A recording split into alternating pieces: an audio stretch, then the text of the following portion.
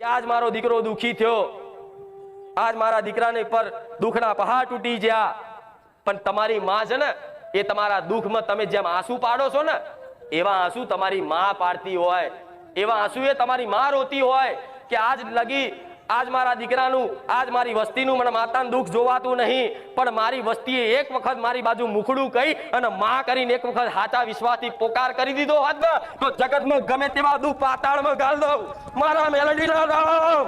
ભોળિયાનો ભગવાન જેની અંદર ભોળપણ હશે ને એને ગોળા જગતમાં ચોય ફરવાની જરૂર નહીં, ખાલી વિશ્વાસ રાખજો.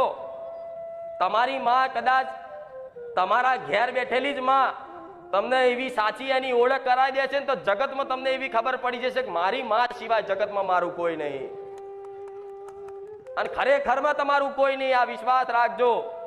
આ બધી જગ્યાએ તમે અનુભવ કરી લીધો કે માં જગત ફર્યા, જગતના મંદિરો ફર્યા, જગતના ભુવા ફર્યા માં, પણ કોઈએ અમારી હોમું નહીં જોયું.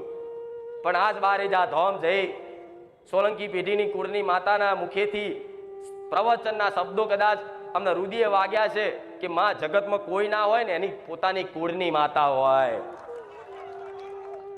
એને તો પોતાની વસ્તી કરી, પોતાના દીકરા મોની, અને એને તો એનું કર્તવ્ય હંમેશા નિભાવ્યું છે, હંમેશા નિભાવતી હતી, અત્યારે નિભાવશે, આવનારા ભવિષ્યમાં તમારી કુળની માતા એનું કર્તવ્ય નિભાવે ને ભલે દીકરો કદાચ એના મોને કે દીકરો ના મોને, દીકરો ગમે તેવો દારૂડિયો હોય, ગમે તેવો હોય, મેલો હોય, મોસ મટન ખાતો હોય, પણ છતાંય તે માવતર છે ને તમારું, તમારી કુળની માતા છે ને, એને ગમે તેવા દુઃખ પડે ને તો પહેલી ચિંતા તમારી માન જ થશે, જગતની માતા નહીં થાય, તમારી કુળદેવી ન જ થશે કે આજ મારો દીકરો દુખી થયો, આજ મારા દીકરાને પર દુઃખના પહાડ તૂટી ગયા, પણ તમારી માં છે ને એ તમારા દુઃખમાં તમે જેમ આંસુ પાડો છો ને એવા આંસુ તમારી માં પાડતી હોય, એવા આંસુ એ તમારી માં રોતી હોય કે આજ લગી આજ મારા દીકરાનું આજ મારી વસ્તીનું મને માતાનું દુઃખ જોવાતું નહીં,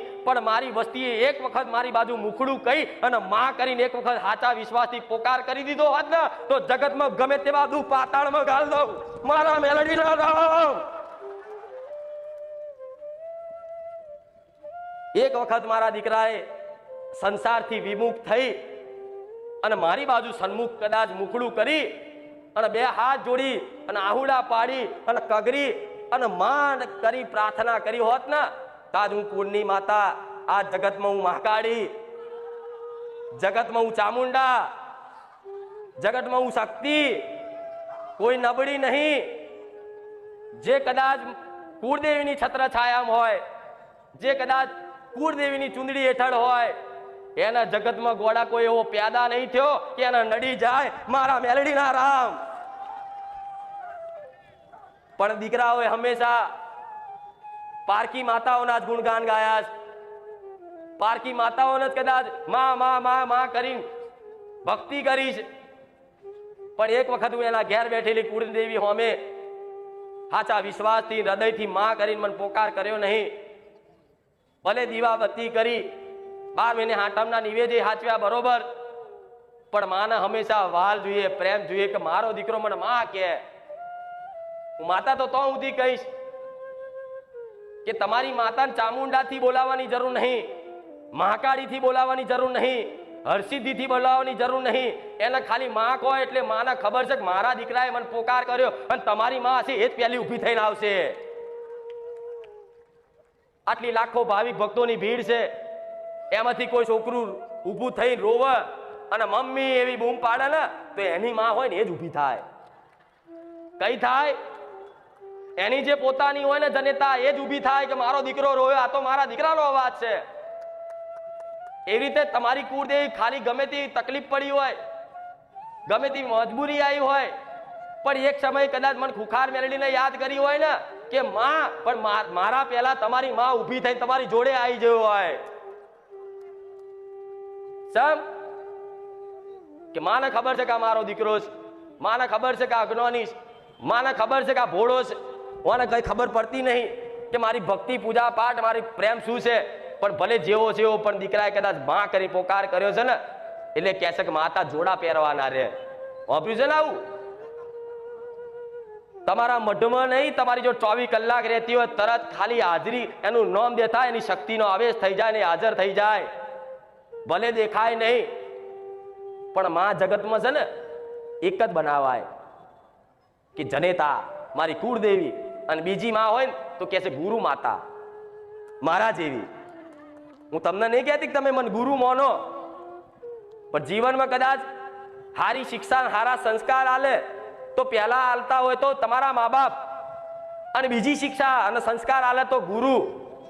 તે રીતે કદાચ તમે તમારી કુળદેવીની ભક્તિ કરો છો અને જો મારા જેવી ગુરુ માતા કદાચ ભેટો તમારી માએ કરી આલ્યો હોય તો ચિંતા ના કરતા ગોડા, હું તમારી ગુરુ માતા બેઠી છું. ડગલે ને પગલે સંભાળ રાખીશ, નો ધારા નહીં છોડું. તો આમ આવી ચોકીઓ વાળી માતા છે ને મને આડી થઈને એવું કે અંદર જવું હોય તો મારી પરમિશન લેવી પડશે. શું કે? એટલે હું માતા એમ કહું કે તને તારી ફરજ તું નિભાવસ, તને હોપ્યું છે કાર્ય એ કરસ, અને કોઈ પણ દેવી શક્તિને ગમે તેવું કાર્ય હોપી દો ને એક વખત, એટલે એક વખત કહી દીધું ને એટલે સમજી લો તમે મરી જાઓ પણ એ કાર્ય ના છોડે. એનું ખબર પડે ને? આવું વાત હું શું કહેવા માંગુ છું. મને કોઈ પણ વસ્તુ હોપી દો કે માં જોજે હોમે વાળો મારી જોડે અન્યાય કરે છે, માં જોજે મારી જોડે ચીટિંગ ના થાય, તો જો લગીન કદાચ તમારું કદાચ પતા નહીં ને તો લગીન હું ઊભી જ રહું, હું મારું કાર્ય સંભાળું જ. તમે ભલે મને ભૂલી જાઓ પણ હું ના ભૂલું. એવી ચોકીઓ વાળી માતા હોય ને તો મને આડી થાય તો મારે એને કહેવું પડે જા તને નારિયેળ બારિયેળ હલાવીશ અને દીકરાઓ સદબુદ્ધિ આલીશ કે જો તો આવી વિધિઓ ના કરાય. અને મહાકાળી અંદર બેઠી હોય તો મહાકાળી એવું કે મારી વસ્તીએ આવી ખીલાન ચોકીઓ મારી છે ને તો મારે બહાર જવું હોય ને તો એ ચોકી વાળી માતા મને રોકસ. અંદરનું બહાર ના જાય, બહારનું અંદર ના જાય, થાય કે નહીં? અને પછી એ કદાચ બહુ ના મોને દેવી કોઈ શક્તિ એવી હોય દુષ્ટ અને હું માતા જાઉં તો મારે જો લડવાનું થાય કે નહીં? એટલે જ તમે કઈ આવવાનું નક્કી કરતા હશો ને તો ઘરમાં કકરાટ ચાલુ થઈ જતો હશે. આવા કંઈકના અનુભવ કોઈક વિરોધ કરતો હશે, બારે જા નહીં જવાનું, તું આજ જઈશ તો આમ થશે ને તેમ થશે. અને કંઈક દીકરા દીકરીઓ મજબૂરીમાં આવે છે લડીને, હું જાણું છું, પણ આ લડત થાય ને એની લડત થવાના કારણ આવા બધા હોય છે.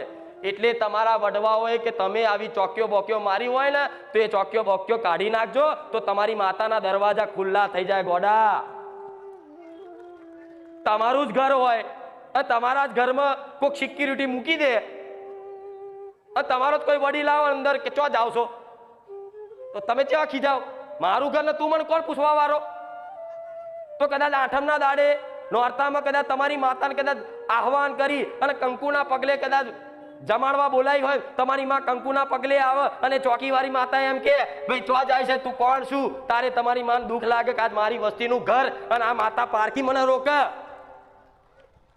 થાય કે નહીં? મારી વાત બહુ ઊંડાણની સમજે પડે છે ને? તો આવી બધી ગલતીઓ કરીને એટલે તમારી માં પાછી પડે. પણ આ બધું ના કરાય ગોડાઓ, ના કરાય, બધી વિધિઓ ના કરાય. વિધિઓ શું હોય છે તમને ખબર છે?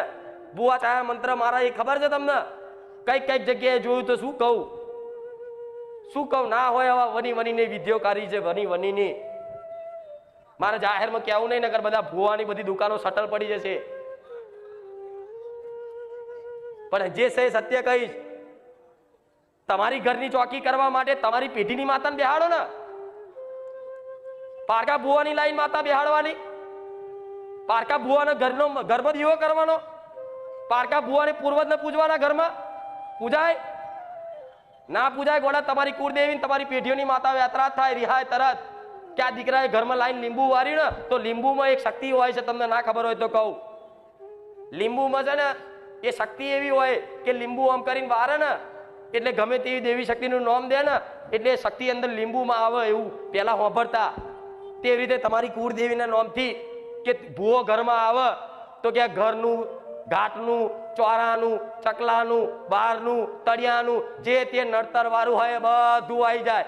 એટલે ઘરની, તળિયાની, પેઢીની બધી માતાના અંદર લીંબુ જવાનું થાય ને એટલે એવી કાઈ થાય. આ ખાલી ભૂવો જવા દે, ભૂવાને ના છોડું, તને ના છોડું. તળિયાના દેવ નડતા નહીં, પણ આવી ચોકીઓ આ કોઈ વીઆઈપી બહુ નડે છે? અમેરિકામાં નડે કોઈ બહુ તળિયાના દેવ નહીં નડતા ને? તો તમને જ ચમ નડે છે બધું? તો છંછેડ્યા, હાથે કરીને છંછેડ્યા. પેલા નતા નડતા કોઈ, પણ હાથે કરીને છે ને તળિયાનું વાટનું ઘાટનું ચોરાનું ચકલાનું કરીને વારણ કર્યું ને એટલે બધી શક્તિઓ કાઈ થઈ કે અમારી જગ્યા અને અમારી જગ્યામાંથી વારણ કરીને તું અમને ચાર રસ્તે મોકલેસ, સોની મોની રે આ ભુવાન જવા દે, અને જો 3 મહિનામાં તને કોઈ ભુવાના લાઈનમાં ના લગાડું ને તો મારું નામ માતા નહીં. અને એ માતા એવું રચાવે કે તમને રખડતા ભટકતા કરી નાખે. તમને એવા તમે જેવા હોય ને જીવો ગુનો કર્યો હોય ને એવા ભુવા જો લઈ જાય તમને, અને એ ભુવાના મગજમાં વસી અને એવું કે ભાઈ આ મહાકાળી છે ને માતા, એ મહાકાળી તમારી ઘરમાં નહીં, અને મહાકાળી માતાને તમે પાવાગઢથી લાવો, અને ઘેર મહાકાળી હોય જ. પણ ભુવા એવા જો લઈ જાય કે મહાકાળી નહીં તો પાવાગઢથી લાવો, તો આજના બાપડા માણસો પાવાગઢ દીવો લેવા જાય, અને પણ પેલા ઘેર હતી એના ખોર ને પાવાગઢ શું લેવા જાય? સાચું ખોટું? દીવો એક જ હોય, 25 દીવા ભેગા ના થાય. હું બહુચર છું ને તો મારો એક જ દીવો છે, બહુચરાજીનો દીવો એ ચાંદનો અલગ પડી ગયો. એટલે આજ મારી વસ્તી બહુચરાજી જઈને દીવો લાઈન મને બેહાડે તો હું બેહું એમ કહું પેલા તારા બાપ દાદાનો જે દીવો હતો ને એ પ્રગટાય, મારે કોઈ મતલબ નહીં મોટા મંદિરનો દીવો. પણ આવી કોઈ સમજણ પડતી, અને બસ બધા ભુવાજી જે કરો એ ખરું, ભુવાજી જે કરો એ ખરું. અલે આમાં ભુવાએ તો તમારી પેઢી છે ને દેવ દુઃખની ઓટીઓ એટલી બધું ઘૂતરું કરીને નાખ્યું છે ને કંઈકનું, તો કદાચ તમે અહીં આવો છો ને તો મારે ઉકેલવું હોય તો જોવું પડે કે આ ઘૂતરાનો છેડો કઈ બાજુ છે, આના ગુના ચોથી પકડું, આ છેડો ખેંચું તો પેલી બાજુ ગોઠ બંધાય, આ છેડો ખેંચું તો પેલી બાજુ ગોઠ બંધાય. તો હું માતાએ કન્ફ્યુઝ થઉં, મારે માથું ગંજરવું પડે. ખારું હાલો કહું ચમનું હવે તળિયાનું બતાવીશ તો મોમાનું આવશે, મોમાનું બતાવીશ તો બહારનું, એમ કરી બધું ભેગું થઈ ગયું હોય, થઈ જાય ને. પછી તો કેટલાય શું કે હું તો ખુખાર મેરડીએ જઈને આવ્યો, પણ એ માતાએ તે મારું દુઃખ ના પકડી શકી. એટલે સોની મોની તારા બેઠવાનું લખ્યું હતું ને એટલે મારા ભગવાને મને બતાવ્યું નહીં. હું તો અહીં જઈને આવ્યો, મારું દુઃખ ના મટ્યું. અલ્યા તારા વેઠવાનું લખ્યું હતું, તારા જે ગુના કર્યા હતા ને આ જે દેવદુખ ની વારણ કારણ બધું કરીને હોશિયાર બધા ભૂવા લાઈને બધી જાત જાતની વિધિઓ કરાવી ને, એટલે તારી માતા છે ને એતરાજ થઈ જાય, રિહાઈ જાય. એટલે કદાચ તારી માતાઓએ એવું જ કીધું કે મારી વસ્તી છે ને આટલા બધા ગુના કરી દીધા છે ને કે મારા માતાના તે દીવા ઊંધા પાડી દીધા. કઈક પેઢીઓમાં જોયું છે આવું, કઈક પેઢીઓમાં જોયું છે આવું, દીવા ઊંધા પાડી દે, બંધ કરી દઉં, દીવા બત્તી નહીં કરવી. એટલે માતાઓ છે ને એમ કહી દે કે રવા દે, મારી વસ્તીનું ભલું ના કરતી. એટલે તમારી માતાની રજા ના હોય ને તો હું કશું નહીં કરી શકું. આ વાત મગજમાં ફિટ રાખજો દરેક. તમારી કુળદેવીની રજા નહીં હોય ને તો હું કશું નહીં કરી શકું. ભગવાનની રજા નહીં હોય ને તો હું કશું નહીં કરી શકું. કદાચ 1000 વખત પૂછશો ને તો મારા મોઢામાંથી જવાબ નહીં નીકળે. તો તમારે એવું નહીં માનવાનું કે મને દેખાતું નહીં. અરે આકાશ પાતાળ પૃથ્વીનું બધું જોવું માતા. પણ આ તો જેવું સમયના નિર્ધારિત કર્મોના નિર્ધારિત બધા હોય ને, અને મારો ભગવાન ને તમારી માતા જે મને બતાવે ને એ મારે કહેવાનું હોય છે. પણ તમારી માતાઓ તો ટોપલા ભરીને આવા ગુના બતાવી દીધા હોય તો હું કહું કે દીકરા આ વાત ચમની કહું તને કે તારા આવા આવી ગલતીઓ છે તો આવી ભૂવાપણીઓ કરી કે નહીં તમે? હા કે ના?